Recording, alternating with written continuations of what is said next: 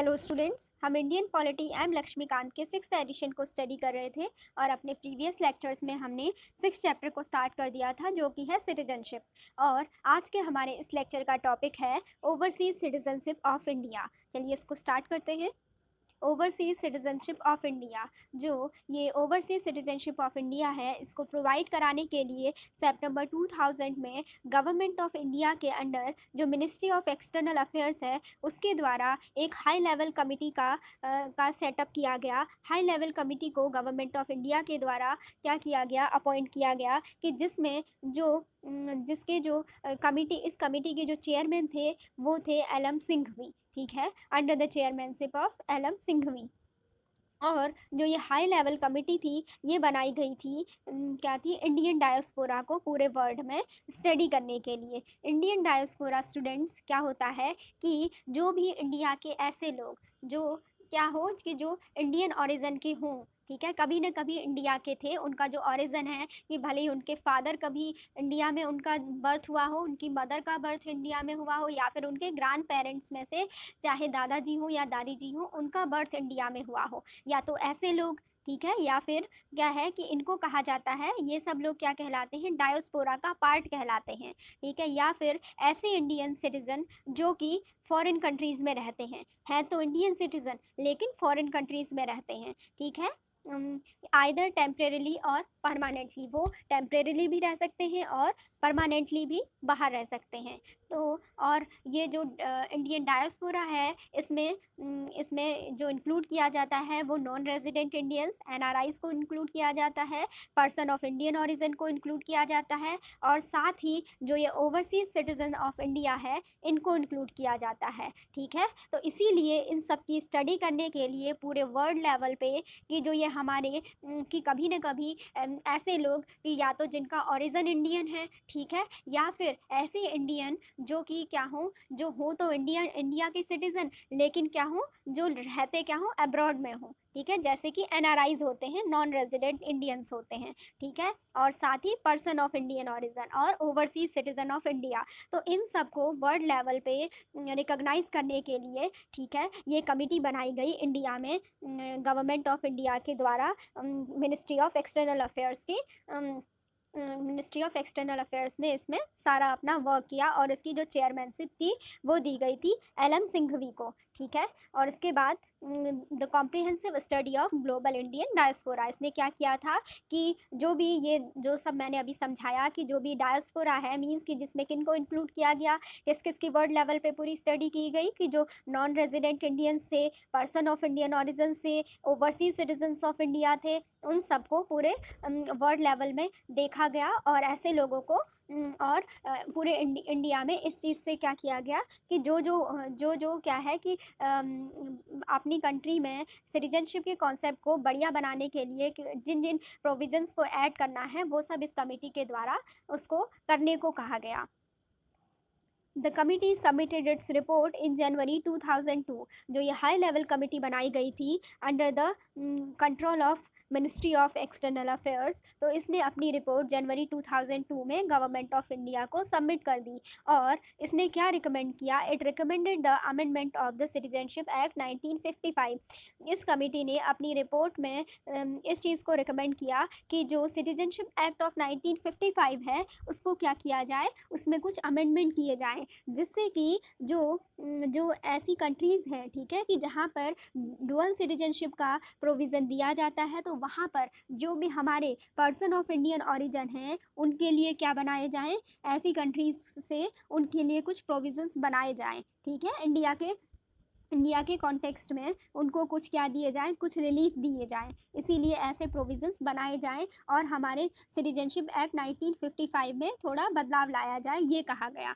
तो इसके लिए क्या हुआ, उसके बाद नेक्स्ट आता है सिटीजनशिप अमेंडमेंट एक्ट ऑफ 2003। ठीक है, उसके बाद नेक्स्ट आता है सिटीजनशिप अमेंडमेंट एक्ट ऑफ 2003। अब इसमें क्या किया गया, जो ये सिटीजनशिप एक्ट ऑफ 2003 था, इसने क्या किया कि जो ओवरसीज सिटीजनशिप ऑफ इंडिया थे वो जो भी उनके लिए क्या किया गया, उनके एक्विजिशन के लिए इंडिया में 16 ऐसी कंट्रीज़ को स्पेसिफाइड किया गया कि जिनमें से पर्सन ऑफ इंडियन ऑरिजिन को क्या किया जा सकता है इंडिया में, ये ओवरसीज सिटीजनशिप ऑफ इंडिया की जो है उसका कार्ड होल्डर या ओवरसीज सिटीजनशिप ऑफ इंडिया का जो ये कॉन्सेप्ट है वो दिया जा सकता है, ठीक है, वो अप्लाई किया जा सकता है। लेकिन उसमें भी क्या किया गया, पाकिस्तान और बांग्लादेश को छोड़ दिया गया। इसीलिए कहा गया है क्योंकि वैसे भी क्या कर रहे हैं कि ये अदर कंट्रीज से बात हो रही है, इसके लिए इन्होंने 16 स्पेसिफाइड कंट्रीज बोला है कि सिर्फ यहीं के जो पर्सन ऑफ इंडियन ऑरिजिन है वो क्या कर पाएंगे, वो हमारी कंट्री के ओवरसीज सिटीजन ऑफ इंडिया को एक्वायर कर पाएंगे, वो इस चीज़ को ओवरसीज सिटीजन ऑफ इंडिया बन पाएंगे, ठीक है। उन्होंने कहा कि जो पाकिस्तान और बांग्लादेश है वहाँ के लिए ये प्रोविज़न नहीं है। और साथ ही जो ये सिटीजनशिप अमेंडमेंट एक्ट ऑफ 2003 था, इसने क्या किया, इसने कहा कि जो ये पुराना जो सिटीजनशिप एक्ट ऑफ 1955 था उसमें जो कॉमनवेल्थ सिटीजनशिप को प्रोवाइड कराने की और उसको रिकॉग्नाइज कराने की और कॉमनवेल्थ सिटीजनशिप को प्रोवाइड कराने से रिलेटेड जितने भी प्रोविजंस थे इस पुराने वाले जो कि सिटीजनशिप एक्ट ऑफ 1955 में, उसको क्या कर दिया जाए, उसको ओमिट कर दिया जाए, मीन्स उसको हटा दिया जाए, उसको रिवोक कर दिया जाए। तो इस amendment act of 2000 citizenship amendment act of 2003 के थ्रू क्या किया गया कि वो जो सिटीजनशिप कॉमनवेल्थ की जो प्रोवाइड कराई जाती थी सिटीजनशिप एक्ट ऑफ 1955 के थ्रू उसको रिवोक कर दिया गया। उसके बाद क्या आता है, नेक्स्ट आता है the citizenship amendment act of 2005, ठीक है। तो पढ़ते हैं कि इसमें क्या क्या प्रोविजंस लाए गए। द सिटीजनशिप एक्ट ऑफ 2005 जो था, इसने क्या किया कि इसने जो ओवरसीज सिटीजन ऑफ इंडिया थे उनके स्कोप को क्या किया, काफ़ी बढ़ाया। लेकिन अभी भी क्या कंडीशन रखी गई कि पाकिस्तान और बांग्लादेश के जो पर्सन ऑफ इंडियन ऑरिजिन है उनको इंक्लूड नहीं किया जाएगा और कुछ अदर कंट्रीज़ को भी इसमें ऐड कर लिया गया। अभी तक क्या था, 2003 में 16 स्पेसिफाइड कंट्रीज़ के पर्सन ऑफ इंडियन ऑरिजिन को कहा गया कि हम इनको क्या करेंगे, इनको ओवरसीज सिटीजन ऑफ इंडिया के प्रोविज़न के लिए या उसमें एक्विजिशन के लिए क्या करते हैं, उनको परमिट करते हैं, ये कहा गया इस एक्ट में। और जबकि ये नेक्स्ट 2005 का जो सिटीजनशिप अमेंडमेंट एक्ट आया, इसमें इस कॉन्सेप्ट को इसको और वाइड किया गया। लेकिन यहाँ पर भी ये कह दिया गया कि पाकिस्तान और बांग्लादेश के जो पर्सन ऑफ इंडियन ऑरिजिन है उनको इंक्लूड नहीं किया जाएगा, ठीक है। और ये कहा गया कि ऐसी, और इसमें ये कॉन्सेप्ट दिया गया, ये जो अमेंडमेंट एक्ट ऑफ 2005 था, इसमें कहा गया कि ऐसी जो भी कंट्रीज़ हैं वर्ल्ड में जो कि डुअल सिटीजनशिप को क्या करती हैं, प्रोवाइड कराती हैं, तो अब इन सारी कंट्रीज़ के लिए कहा गया कि वो क्या कर सकती हैं, अगर वहाँ पे हमारे पर्सन ऑफ इंडियन ऑरिजिन हैं तो वो भी क्या कर सकते हैं, जो ये ओवरसीज सिटीजन ऑफ इंडिया का जो कॉन्सेप्ट है उसको हम एक्वायर करेंगे, उसको हम इंडिया में अपना ये जो ओवरसीज सिटीजन ऑफ इंडिया है इसको हम प्रोवाइड कराएंगे, ठीक है। लेकिन किनके लिए कहा कि ऐसी कंट्रीज जहाँ पे जो अपने लोकल लेवल पे डुअल सिटीजनशिप को क्या करते हो, अलाउ करते हो, जैसे कि ये फेडरल कंट्रीज़ हैं, जैसे स्विट्ज़रलैंड हो गया और यूएसए हो गया, यहाँ पे क्या है, डुअल सिटीजनशिप का कॉन्सेप्ट है, ठीक है। लेकिन इसके साथ ही ये भी क्लियर कर दिया गया कि जो इंडिया है, इंडिया में क्या है, डुअल सिटीजनशिप का कॉन्सेप्ट नहीं है। इंडिया क्या है, सिंगल सिटीजनशिप को प्रोवाइड कराती है। और जैसा कि हमारे आर्टिकल 9 में भी दिया गया है कि अगर कोई भी पर्सन क्या करता है, वॉलंटरीली अगर इंडिया का सिटीजन है और वॉलंटरीली वो किसी अदर कंट्री की सिटीजनशिप को एक्वायर करता है, तो जो उसकी इंडियन सिटीजनशिप है वो ऑटोमेटिकली टर्मिनेट हो जाएगी, ठीक है। तो इसीलिए कहा गया है कि जो ये ओवरसीज सिटीजन ऑफ इंडिया है, ये ऐसा नहीं है कि हम क्या कर रहे हैं कि हम इनको डुअल सिटीजनशिप दे रहे हैं, ठीक है। ये डुअल सिटीजनशिप का कॉन्सेप्ट नहीं है, इस चीज़ को क्लियर किया गया है, ठीक है। क्योंकि हमारे जो इंडियन कॉन्स्टिट्यूशन में क्या है, जो डुअल सिटीजन का कॉन्सेप्ट है उसको क्या है, मना किया गया है, हमारे यहाँ सिंगल सिटीजनशिप है। उसके बाद नेक्स्ट आता है the citizenship amendment act of 2015, ठीक है। इसमें क्या हुआ कि जो ये सिटीजनशिप अमेंडमेंट एक्ट ऑफ 2015 था, इसने क्या किया कि जो ओवरसीज सिटीजन ऑफ इंडिया थे, उनसे रिलेटेड जो भी प्रोविजंस थे,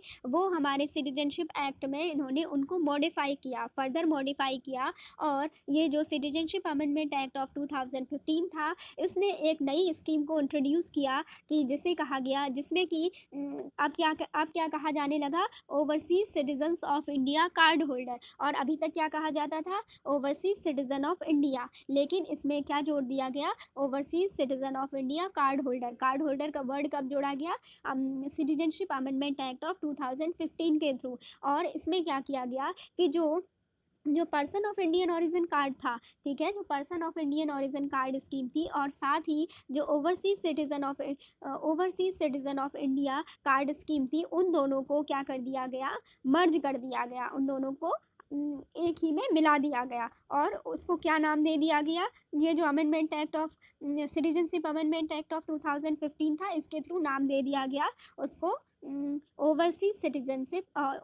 citizens of India card holder. ठीक है। अब हम इसको पढ़ेंगे कि नेक्स्ट जो है कि ये जो हमने पढ़ा अभी, पर्सन ऑफ इंडियन ओरिजिन और overseas citizen of India card schemes, ये क्या हैं। हमने अभी कहा कि जो ये हमने अभी पीछे पढ़ा कि जो ये सिटीजनशिप अमेंडमेंट एक्ट ऑफ 2015 है, इसके प्रोविजंस में ये था कि इसके थ्रू ये अमेंडमेंट किया गया कि जो ये person of Indian origin card scheme है और साथ ही जो overseas citizen of India card scheme है, इन दोनों को मर्ज कर दिया गया और इसको अब क्या नाम दे दिया गया, overseas citizen of India card holder का नाम दे दिया गया। तो अब हम पहले समझ लेते हैं कि ये person of Indian origin card scheme को कब इंट्रोड्यूस किया गया और overseas citizen of India card scheme को कब इंट्रोड्यूस किया गया। तो इसको देखते हैं, person of Indian origin PIO and overseas citizen of India OCI card schemes. इसमें क्या होता है स्टूडेंट्स कि जो ये PIO कार्ड स्कीम है, यानी जो person of Indian origin card scheme है,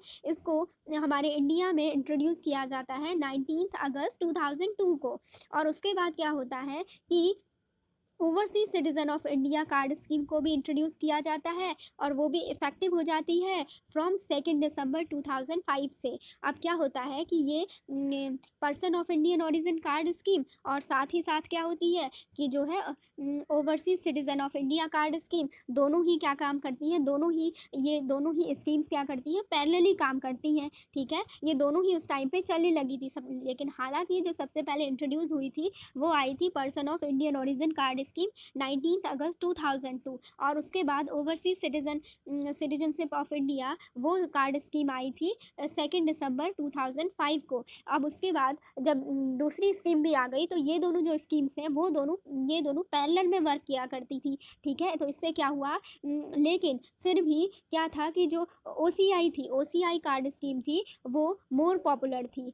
overseas citizen of India card scheme जो थी वो क्या हुई, मोर पॉपुलर हुई, जो कि कब आई थी, बाद में आई थी 2 दिसंबर 2005 को। जबकि PIO कार्ड स्कीम कब आई थी, 19 अगस्त 2002 को। ठीक है, लेकिन पॉपुलर कौन हुई, जो बाद में आई थी 2 दिसंबर 2005।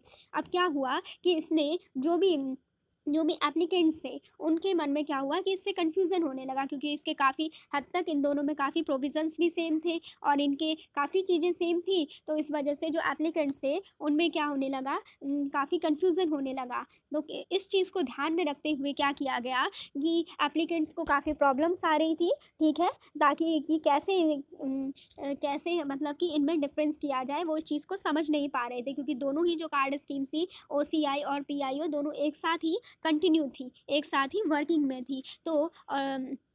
तो इसके लिए क्या हुआ, और साथ ही ये भी सोचा गया कि जो इन्हेंस्ड फैसिलिटीज़ हैं उनको क्या किया जाए, जो फैसिलिटीज़ हैं उनको क्या किया जाए, अच्छा करके लोगों को दिया जाए। इस चीज़ के लिए गवर्नमेंट ऑफ इंडिया ने डिसाइड किया और उन्होंने क्या किया कि इन दोनों स्कीम्स को मर्ज कर दिया था, जो कि person of Indian origin card है और overseas citizen of India card scheme है, इन दोनों को मर्ज कर दिया। और ये जो हमने पढ़ा था कि कब मर्ज किया था, ये मर्ज किया था सिटीजनशिप सिटीजनशिप अमेंडमेंट एक्ट 2015 के थ्रू इन दोनों कार्ड स्कीम्स को मर्ज कर दिया गया था, ठीक है, गवर्नमेंट ऑफ इंडिया के द्वारा। जब क्या हुआ कि एप्लीकेंट्स को काफ़ी कन्फ्यूज़न होने लगा, अननेसेसरी कन्फ्यूज़न हो रहा था, और क्या था कि वो जो इससे जो भी फैसिलिटीज़ जो थी उन चीज़ का वो बेनिफिट नहीं ले पा रहे थे, ठीक है। तो गवर्नमेंट ऑफ इंडिया ने इसको और इन्हेंस्ड फैसिलिटी लोगों को प्रोवाइड कराने के लिए, लोगों को अच्छी फैसिलिटी प्रोवाइड कराने के लिए, और इस प्रॉब्लम से ताकि क्या हो, एम्बिग्विटी ना हो,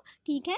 तो इस चीज़ से बचने के लिए गवर्नमेंट ऑफ इंडिया ने डिसाइड किया कि इन दोनों स्कीम्स का एक सिंगल स्कीम में मर्ज कर दिया जाए, ठीक है। अब इन दोनों को और इसमें क्या हुआ कि दोनों स्कीम्स के PIO यानी पर्सन ऑफ इंडियन ओरिजिन और overseas citizen of India scheme, दोनों ही स्कीम को क्या कर दिया गया, मर्ज कर दिया गया, और इसमें दोनों ही स्कीम्स के जो भी पॉजिटिव कॉन्सेप्ट थे वो इसमें इंक्लूड किए गए, ठीक है। और क्या हुआ इस प्रकार, जो सिटीजनशिप अमेंडमेंट एक्ट 2015 था उसके थ्रू ही इस ऑब्जेक्टिव को पूरा किया गया था, जैसा कि अभी हमने अपनी पिछली स्लाइड में पढ़ा था, ठीक है स्टूडेंट्स। और उसके बाद क्या हुआ कि जो ये PIO स्कीम थी, PIO स्कीम को 9 जनवरी 2015 को ये क्या हो गई, इसको रद्द कर दिया गया, क्योंकि क्या किया गया था, ये जो अमेंडमेंट एक्ट ऑफ 2015 आया था, इसके थ्रू जो ये सिटीजनशिप अमेंडमेंट एक्ट ऑफ 2015 आया था, इसके थ्रू क्या कर दिया गया था, ये person of Indian origin scheme को रद्द कर दिया गया था, और इसको क्या कर दिया गया था,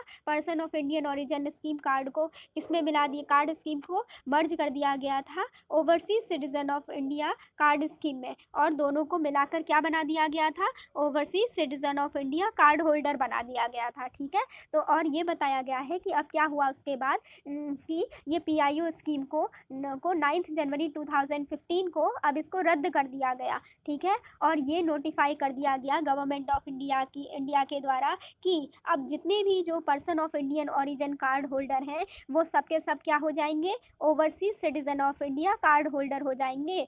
कब से, 9 जनवरी 2015 से ही जो person of Indian origin card holder हैं वो अपने आप ही क्या हो जाएंगे, स्वतः ही किसमें चेंज हो जाएंगे, overseas citizen of India card holder में, ठीक है। कब से हो जाएंगे, 9 जनवरी 2015 से, क्योंकि अब दोनों को मर्ज कर दिया गया था, ठीक है। और ओवरसीज़, और वैसे भी overseas citizen of India card scheme जो थी वो क्या थी, ज़्यादा पॉपुलर थी, जो कि आई थी 2 दिसंबर 2005 को। The citizenship amendment act 2015 replaced the nomenclature, जैसा कि मैंने अभी आपको बताया कि जो ये सिटीजनशिप अमेंडमेंट एक्ट ऑफ 2015 होता है, ये क्या करता है, ये ओवरसीज सिटीजन ऑफ इंडिया के नॉमेनक्लेचर को, उसके नाम को चेंज कर देता है as a overseas citizen of India card holder, ठीक है। इसमें क्या आ जाता है, पहले क्या है इसमें, उसको ध्यान से समझिए कि पहले क्या है, ओवरसीज सिटीजन ऑफ इंडिया है, लेकिन बाद में इसको किस चीज़ से रिप्लेस कर दिया गया, to the overseas citizen of India card holder, ठीक है। कार्ड होल्डर आगे से लगा दिया गया, क्यों, क्योंकि पहले जो जो दो कार्ड स्कीम्स थी, ठीक है, पहले दो कार्ड स्कीम्स थी, PIO person of Indian origin और overseas citizen of India OCI, इन दोनों को मर्ज करके ही हमने क्या बनाया था, हमने बनाया था ओवरसीज सिटीजन ऑफ इंडिया। उसको हमने क्या किया, overseas citizen of India card holder, हमने उसका नेम चेंज कर दिया, किसके through, citizenship amendment act of 2015 के थ्रू।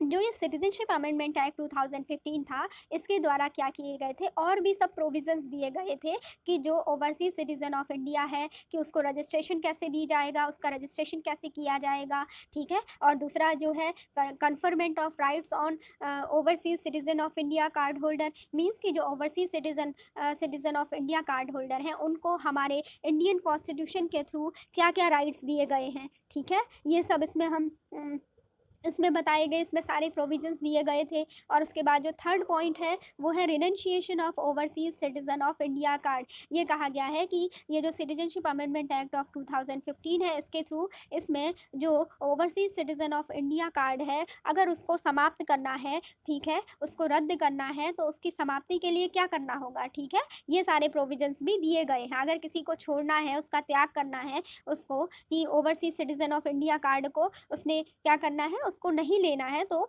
उस चीज़ को हटाने के लिए कौन कौन से प्रोविज़न है वो इसमें वो सब प्रोविज़न इसमें आएंगे। उसके बाद जो नेक्स्ट प्रोविज़न है वो है cancellation of registration as overseas citizen of India card holder, कि जो overseas citizen of India card holder है, कोई भी ऐसा पर्सन कि जो overseas citizen of India card holder है, तो अगर उसके रजिस्ट्रेशन को कैंसिल करना है तो उसके लिए क्या क्या प्रोविजंस हैं वो सब भी इस सिटीजनशिप अमेंडमेंट एक्ट ऑफ 2015 के अंदर दिए गए हैं। तो स्टूडेंट्स आज हम यहीं तक रखते हैं। नेक्स्ट लेक्चर में हम ये जो 4 हेडिंग्स मैंने बताई ये सब प्रोविजंस क्या हैं, इसी एक्ट के हैं, the citizenship amendment act of 2015 के ही हैं। इनको हम फर्दर क्या करेंगे, डिस्क्राइब करेंगे। किस किस को डिस्क्राइब करेंगे, यही जो सिटीजनशिप अमेंडमेंट एक्ट ऑफ 2015 में जो इंपॉर्टेंट प्रोविजंस दिए गए हैं कि कैसे ओवरसीज सिटीज़न ऑफ इंडिया जो है overseas citizen of India card holder है, कैसे उसका रजिस्ट्रेशन होता है, ये सब प्रोसेस हम पढ़ेंगे। उसके बाद सेकेंड हम पढ़ेंगे कि उसको जो ये overseas citizen of India card holder है उसको क्या क्या राइट्स दिए जाएंगे हमारे कॉन्स्टिट्यूशन की तरफ से हमारे इंडिया में, ठीक है। थर्ड हम ये पढ़ेंगे कि जो ये ओवरसीज सिटीजन ऑफ इंडिया का कार्ड होल्डर है, अगर उसको अपना कार्ड त्यागना है, उसको अपना कार्ड नहीं लेना है अब से ओवरसीज सिटीजन ऑफ इंडिया, उसको उसकी वो छोड़ना है कि अब उसको overseas citizenship of India card नहीं चाहिए, तो उसके लिए उसकी क्या प्रोसेस होगी ये हम इसमें स्टडी करेंगे। उसके बाद जो फोर्थ पॉइंट है cancellation of registration as overseas citizen of India card holder, अगर कोई ऐसा पर्सन जिसने जो पहले क्या था कि जिसने क्या किया कि ओवरसीज सिटीजन ऑफ इंडिया का कार्ड लिया, कार्ड होल्डर है वो प्रेजेंटली, लेकिन वो क्या चाह रहा है, अपने रजिस्ट्रेशन को ही क्या करना चाह रहा है, कैंसिल करना चाह रहा है, तो उसके जो भी प्रोविजंस हैं वो हम इसमें पढ़ेंगे। तो स्टूडेंट्स आज का लेक्चर यहीं तक रखते हैं। नेक्स्ट हम ये सारे प्रोविजंस इन चारों जो हेडिंग्स का जो सब कैटेगराइजेशन है वो अपने नेक्स्ट लेक्चर में कंटिन्यू करेंगे। तो थैंक्स फॉर वॉचिंग। आज का लेक्चर यहीं तक रखते हैं।